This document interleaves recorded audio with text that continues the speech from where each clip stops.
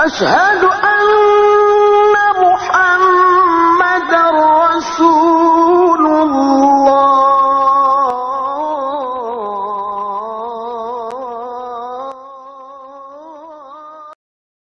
Pada suatu hari, beberapa hari setelah wafatnya Rasulullah SAW, datanglah Bilal bin Rabah menghadap kepada Khalifah Abu Bakar Siddiq. Bilal berkata, "Wahai Khalifah, aku mau minta izin." Abu Bakar kemudian menjawab, "Minta izin apa wahai Bilal?" Kemudian Bilal berkata, "Wahai Khalifah, tolong berikanlah aku izin untuk tidak lagi melakukan adzan." Abu Bakar Siddiq kemudian berkata, "Wahai Bilal, aku tidak akan pernah menurunkan ataupun mengganti orang-orang yang sudah diangkat oleh Rasulullah." Bilal kemudian merengek, diulangi lagi permohonannya itu, "Wahai Abu Bakar, tolong izinkan aku untuk tidak lagi adzan."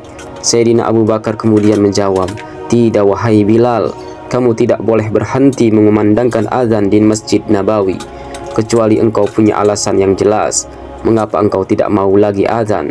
Akhirnya Bilal memberikan alasannya. Disertai dengan derai air mata, Bilal menatap ke arah menara Masjid Nabawi, tempat di mana Bilal biasa mengumandangkan azan. Lalu Bilal melihat ke kubur Nabi Muhammad SAW. Dulu kuburan itu adalah kamar Nabi Muhammad. Kemudian Bilal berkata dengan suara yang bergetar, "Wahai Abu Bakar, kebiasaanku dulu di waktu Nabi masih hidup adalah membangunkan Nabi sebelum datangnya waktu sholat. Aku datang ke rumah Nabi, 'Ya Rasulullah, waktu sholat sudah datang.' Kadang-kadang Nabi Muhammad SAW yang datang ke rumahku. Lalu beliau berkata, 'Wahai Bilal, waktunya sholat.' Kemudian setelah itu aku bersama Rasulullah menuju ke menara. Aku naik ke menara. Nabi Muhammad SAW kemudian melihatku. Lalu aku menghadap ke kiblat. Sebelum azan aku menoleh kepada Nabi Muhammad. Kemudian aku melakukan azan, dan setelah itu aku turun disambut oleh Rasulullah. Wahai Abu Bakar, kebiasaan itu aku lakukan sehari 5 kali dan berulang-ulang kali selama beberapa tahun, sehingga sungguh-sungguh suasana keadaan itu mengingatkan aku kepada Rasulullah, sehingga aku tidak mampu melakukan adzan lagi saat ini. Wahai Abu Bakar, aku tidak kuat mengingat kenanganku dengan Rasulullah." Abu Bakar pun menitikkan air mata. Kemudian Abu Bakar berkata, "Wahai Bilal, kalau memang alasanmu seperti itu, silahkan Bilal, kamu boleh tidak lagi azan." Sebenarnya di dalam lubuk hati Abu Bakar yang paling dalam, ia masih menginginkan Bilal bin Rabah yang menjadi muadzin, seperti ketika ia menjadi muadzin Nabi. Setelah mendapatkan izin dari Abu Bakar, Bilal bin Rabah kemudian pergi dari kota Madinah. Ia memutuskan untuk tinggal di negeri Syam. Ia ingin mengobati kesedihannya ditinggal oleh Rasulullah. Jika masih tinggal di Madinah, segala sesuatu yang dilihatnya akan mengingatkan kepada Rasulullah, karena hampir sepanjang waktu Bilal selalu bersama Rasulullah.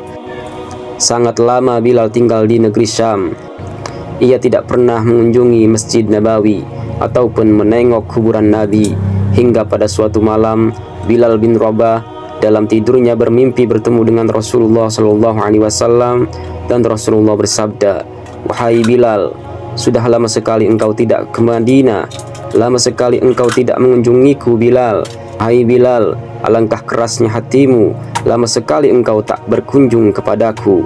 Kemudian Bilal terbangun dari tidurnya. Ia menangis terseduh-seduh. Ia menangis sangat keras sekali.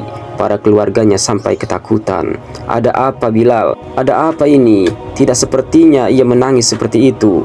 Bilal terus-menerus menangis sepanjang hari, sepanjang malam. Ia menangis dengan suara gemetar. Bilal menjawab pertanyaan saudara-saudaranya itu, "Wahai saudaraku, sungguh aku saat ini merasakan sangat takut. Aku tidak pernah takut seperti sekarang ini. Ketika dulu aku masuk Islam, orang-orang kafir menyiksaku dengan siksaan yang pedih, dengan siksaan yang sangat menyakitkan. Aku dijemur di padang pasir saat musim panas. Tubuhku ditindih dengan batu raksasa. Badanku dipukul dan dicambuk, tetapi hatiku tidak gentar sedikit pun. Aku tidak takut pada orang-orang kafir itu. Tapi sekarang hatiku sangat takut. "Memangnya kenapa kamu Bilal?" kata saudara-saudaranya. "Aku bermimpi bertemu dengan Rasulullah Shallallahu Alaihi Wasallam." "Mimpi bertemu Rasulullah? Seharusnya engkau senang bertemu kekasihmu itu, Bilal. Lalu kenapa kamu menangis?" "Aku bertemu dengan Rasulullah dan Rasulullah menegurku, 'Wahai Bilal, alangkah keras dan gersangnya hatimu. Mana kerinduanmu kepadaku? Sudah lama engkau tidak berkunjung kepadaku, Bilal. Aku takut Rasulullah marah. Aku takut ditinggal oleh Rasulullah." Keluarga Bilal pun ikut menangis. Mereka kemudian memberikan saran, "Bilal, kelihatannya memang sudah waktunya engkau berziarah kepada Rasulullah. Sudah saatnya kamu mengunjungi Rasulullah. Maka pergilah Bilal, temuilah kekasihmu Rasulullah Shallallahu Alaihi Wasallam." Kemudian pergilah Bilal bin Rabah ke Madinah.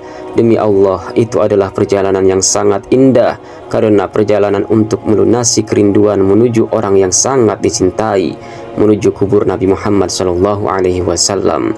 Perjalanan Bilal dengan perjalanan yang tidak pernah kenal lelah. Bilal terus berjalan dan tidak mau beristirahat. Yang ada di hati Bilal adalah segera sampai ke Madinah. Setelah beberapa lama di perjalanan, akhirnya Bilal memasuki kota Madinah. Terlihatlah oleh matanya bukit-bukit, pemukiman masyarakat yang semakin ramai. Di saat itulah air mata Bilal sudah mulai mengucur. Sadar bahwasanya bukit-bukit itu adalah bukit-bukit yang pernah dilihatnya bersama Rasulullah. Jalan yang ia lalui itu pernah dilaluinya bersama Rasulullah. Mulailah Bilal menangis. Ia berjalan dengan derai air mata, dan di saat Bilal memasuki kota Madinah, sungguh tangisannya semakin keras. Tangis Bilal semakin kuat. Beliau tidak melihat sudut kota kecuali terlihat oleh matanya hanya Rasulullah. Bilal tidak melihat bangunan kecuali dilihatnya ada Rasulullah. Di sana Bilal tidak melihat hamparan pasir kecuali terlihat olehnya Rasulullah. Kenangan yang indah bersama Rasulullah benar-benar membekas di hati Bilal. Semuanya yang ada di Madinah mengingatkan Bilal kepada Rasulullah. Bilal bin Rabah terus berjalan menuju makam Rasulullah Shallallahu Alaihi Wasallam. Dan setelah itu, setelah sampainya di kuburan Nabi, Bilal terduduk. Ia mengucapkan salam, akan tetapi Bilal sudah kehabisan suara. Air matanya terus mengucur. Suara Bilal sudah habis larut bersama kerinduan dan tangisannya di sepanjang perjalanan. Bilal hanya bisa mengucapkan dengan suara lirih. Ia berkata, "Assalamualaikum ya Rasulullah. Assalamualaikum ya Habiballah. Assalamualaikum ya Nabi Allah." Bilal kemudian terduduk di hadapan kubur Nabi Muhammad. Derai air mata Bilal menangis. Ia mengguling-gulingkan mukanya di atas kubur Rasulullah karena perasaan rindu dan haru. Tiba-tiba saja pada saat Bilal sedang larut dalam tangisan, ada yang menepuk-nepuk kepala Bilal. Bilal bin Rabah kemudian menoleh. Ternyata di sana sudah ada Sayyidina Abu Bakar ditemani oleh Sayyidina Umar. Lalu Bilal berdiri, dipeluknya kedua sahabat dekat Rasulullah itu. Abu Bakar kemudian berkata, "Wahai Bilal, engkau menangis? Tangisanmu tidak seperti biasanya."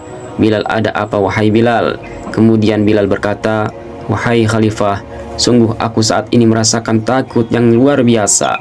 "Apa yang membuatmu takut Bilal?" kata Abu Bakar. "Aku merasa takut ditinggal oleh Rasulullah wahai Abu Bakar." "Memang kenapa Bilal? Kamu sudah melakukan dosa apa? Dosa besar apa yang sudah kamu lakukan sampai Rasulullah meninggalkanmu?" "Wahai Abu Bakar, aku bermimpi bertemu dengan Rasulullah. Rasulullah menegurku, 'Bilal, alangkah keras hatimu. Mana kerinduanmu kepadaku? Sudah lama engkau tidak pernah berkunjung kepadaku.' Ini adalah kalimat yang aku rasakan wahai Abu Bakar. Ini kalimat yang kupahami dalam mimpi itu. Sungguh aku merasa sangat takut ditinggal oleh Rasulullah Shallallahu Alaihi Wasallam wahai Abu Bakar." Kemudian Sayyidina Abu Bakar menghibur Bilal, "Wahai Bilal, ketahuilah bahwa air mata orang yang pernah menangis karena merindukan Rasulullah tidak akan pernah ditinggalkan oleh Rasulullah. Dan engkau Bilal, engkau adalah orang yang tidak pernah akan ditinggalkan oleh Rasulullah." Kemudian Bilal menangis, "Benarkah itu, wahai Abu Bakar?" "Iya Bilal, engkau adalah orang yang tidak akan ditinggalkan oleh Rasulullah." Mendengar itu, bergembiralah Bilal bin Rabah. Ia merangkul Sayyidina Abu Bakar, orang yang pernah menyelamatkan dirinya dari siksaan orang kafir. Redalah air mata Bilal. Mereka kemudian mengobrol setelah sekian lama tidak berjumpa. Tiba-tiba Abu Bakar berkata, "Bilal, mumpung kamu lagi di Madinah, bagaimana kalau kamu azan lagi? Banyak yang sudah rindu pada suaramu, Bilal." Setelah mendapatkan tawaran azan itu, Bilal kemudian menoleh ke menara. Lalu ia melihat ke kubur Nabi. Air matanya yang sudah berhenti mulai berderai lagi. Ia kembali melihat ke menara, melihat lagi ke kubur Nabi. Lalu ia menggelengkan kepala. "Tidak, wahai Abu Bakar. Tidak, wahai Umar. Aku belum kuat untuk azan." Kenangan dengan Nabi Muhammad kembali hadir dalam ingatan Bilal bin Rabah. Tidak lama kemudian, ada anak-anak kecil yang lewat di kuburan Nabi. Kemudian dua anak kecil di antara mereka datang kepada Bilal. Satu anak yang lebih besar memegang tangan kanan Bilal, yang satunya lagi memegang tangan kiri Sayyidina Bilal. Kedua anak itu ikut duduk di samping Bilal dengan sangat ramah. Kedua anak itu menyapa Bilal, "Wahai tukang azan kakekku, bagaimana kabarmu?"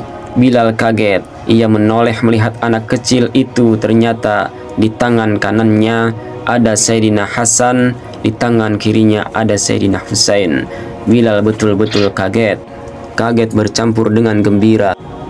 Tidak lama kemudian, Hasan dan Sayyidina Husain berkata, "Paman Bilal, aku kangen padamu.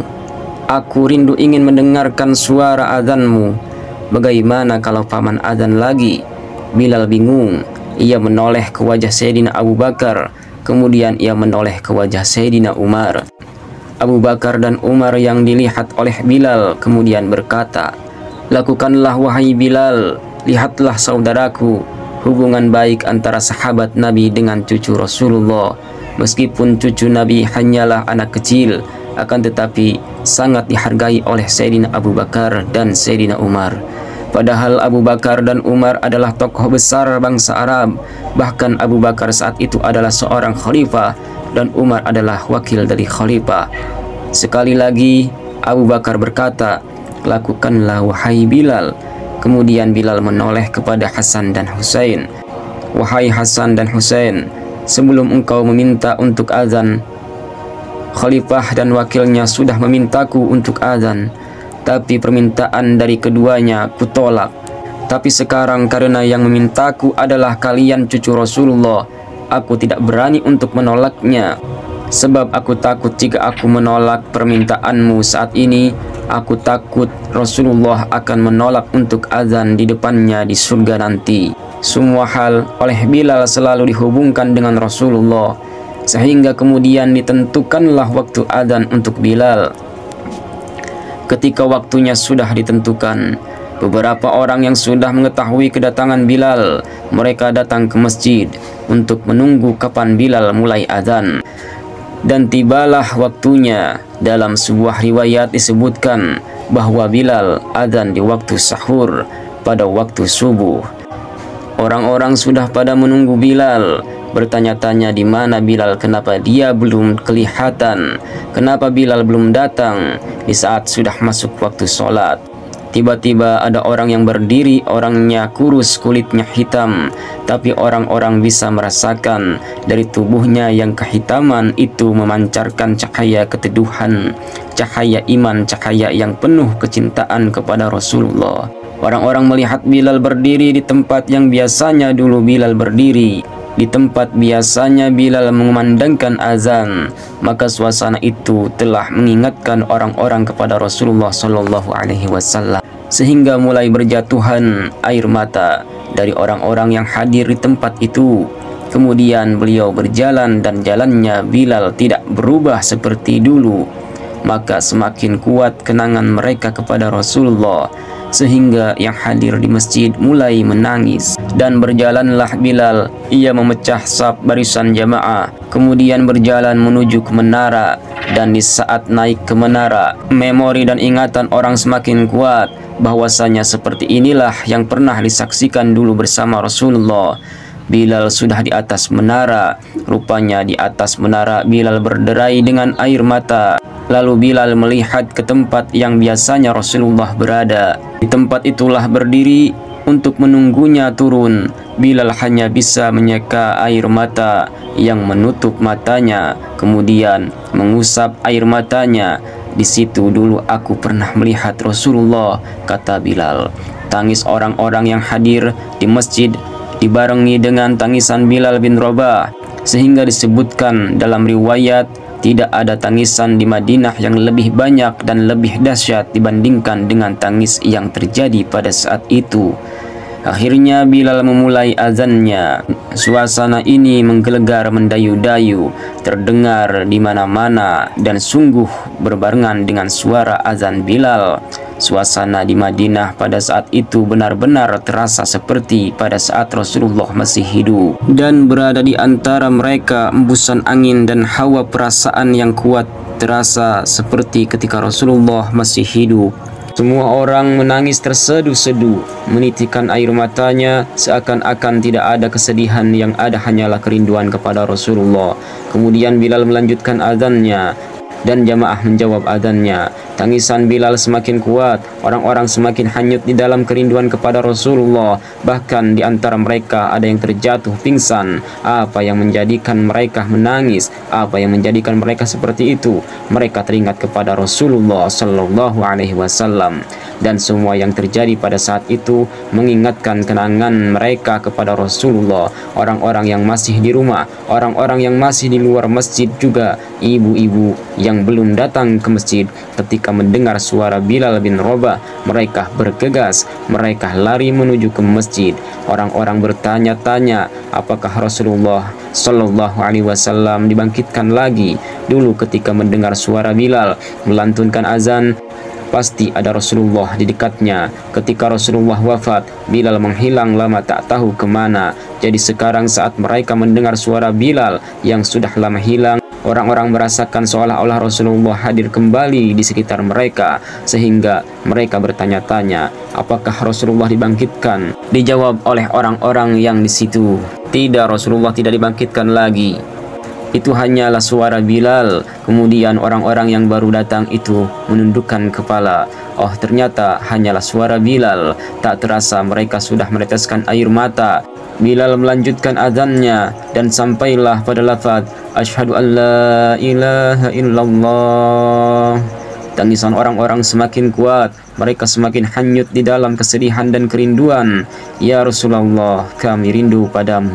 Hingga kemudian sampailah Bilal bin Rabah pada lafaz asyhadu anna Muhammadar Rasulullah. Suara Bilal tidak lagi terdengar. Ternyata saat itulah Bilal sudah pingsan saat menyebut kalimat Muhammad, dan ternyata saat itu banyak orang-orang yang sudah terjatuh.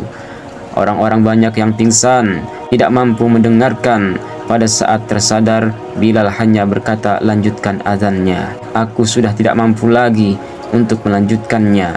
Masya Allah, ini adalah makna cinta yang sangat agung, cinta kepada Allah dan Rasulnya. Sobat Ababil Channel yang dirahmati Allah, meskipun kita tidak hidup sezaman dengan Nabi, kita tidak pernah bertemu dengan Nabi dan para sahabatnya, bukan berarti kita tidak bisa mendapatkan kenikmatan untuk mencintai Rasulullah. Justru meskipun mereka tidak bisa ditangkap dengan panca indera, kenikmatan untuk mencintainya akan tetap ada, yakni dengan mengikuti kebaikan-kebaikan, meniru sifat-sifat serta patuh pada ajaran Rasulullah. Seorang mukmin yang mencintai Nabi Muhammad SAW akan dikumpulkan bersama Rasulullah kelak di surga, meskipun ibadah-ibadah yang dilakukan tidak sesempurna seperti ibadah yang dilakukan oleh Rasulullah. Di dalam sebuah hadis diceritakan ada seorang Arab Badui yang bertanya, "Ya Rasulullah, kapan kiamat datang?" Kemudian Rasulullah berkata, "Hai, apa yang telah kamu siapkan untuk menghadapinya?" Kemudian orang Badui itu menjawab, Aku tidak mempersiapkan banyak sholat, juga tidak mempersiapkan puasa untuk menghadapi kiamat. Tetapi aku mencintai Allah, aku mencintai Rasulullah. Rasulullah kemudian bersabda, seseorang yang akan bersama orang yang dicintainya. Kemudian dalam Quran surat An-Nisa ayat 69 Allah berfirman, dan barang siapa menaati Allah dan Rasulnya, maka mereka itu akan bersama-sama dengan orang yang diberi nikmat oleh Allah, yaitu para nabi, para pencinta kebenaran, orang-orang yang mati syahid, dan orang-orang yang soleh. Mereka itulah teman yang sebaik-baiknya teman. Ayat di atas diturunkan kepada Soban, yaitu budak Rasulullah SAW. Soban adalah orang yang sangat mencintai Nabi dan seorang yang tidak kuat berlama-lama tidak bertemu dengan Nabi. Ketika diceritakan tentang akhirat, ia sangat khawatir tidak akan dapat bersama dengan Rasulullah SAW di surga kelak. Tentulah Nabi akan bersama-sama dengan para Nabi yang lain. Membayangkan hal itu, Soban menjadi khawatir. Ia cemas jika tidak bisa bertemu dengan Rasulullah lagi, apalagi ketika Rasulullah sudah wafat. Ayat di atas juga mengisyaratkan bahwa dahsyatnya perasaan cinta yang akan menjadikan seseorang yang mencintai itu akan dikumpulkan dengan orang-orang yang dicintainya. Tentunya sahabat Ababil Channel, mentaati dan mencintai Nabi harus disertai dengan rasa cinta di dalam melaksanakan ajaran-ajaran yang kemudian dibuktikan dengan kesolehan pribadi ataupun kesolehan sosial. Meskipun ibadah yang kita lakukan tidak akan sempurna seperti ibadah Nabi, paling tidak dengan mencintai Nabi Muhammad SAW, ibadah-ibadah yang kita lakukan akan bernilai tinggi. Itulah harapan kita semua. Semoga kita sekeluarga dikumpulkan dengan Rasulullah SAW dan para sahabatnya di surga nanti. Allahumma salli wa sallim ala Sayyidina Muhammad wa ala ali Sayyidina Muhammad. Wallahu a'lam bishawab.